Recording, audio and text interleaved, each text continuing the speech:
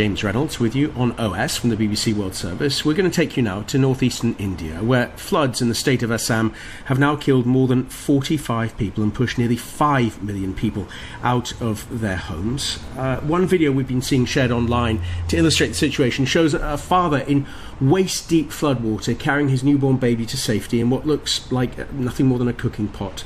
There's now a shortage of drinking water and food as a result of the flooding. Well, let's bring in the BBC's Sachin Gogoi, who's from the state of Assam but works in our bureau in Delhi. Sachin, I imagine you've spent most of the day trying to find out what's going on. Do tell us what you're hearing, in particular from Silchar, a city of around 200,000. Hello, yes, it's been quite difficult. In fact, getting in touch with people has been a quite difficult task. I spoke to some affected people in Silchar today, and they presented quite a grim picture. Nearly 100% of the city is underwater, and residents are struggling. There is no electricity and drinking water. Just moments ago, I spoke with a young man named Bibon Sinha. He said that the administration provided some phone numbers for residents to seek help, but then the mobile network is in such a bad shape that it is difficult to place a call to anywhere. He had used WhatsApp to send some pictures of the flooded house to his sister who lives elsewhere. He says it took 11 hours for the pictures to be delivered. There are some pictures and videos of floods doing the round on social media, such as the one that you had mentioned. But since most of the people are struggling with poor internet connection, what we are seeing may be just the tip of the iceberg. And we've talked about 5 million people being forced to leave their homes. Do they have a safe place to get to? About 5.5 million people have been affected.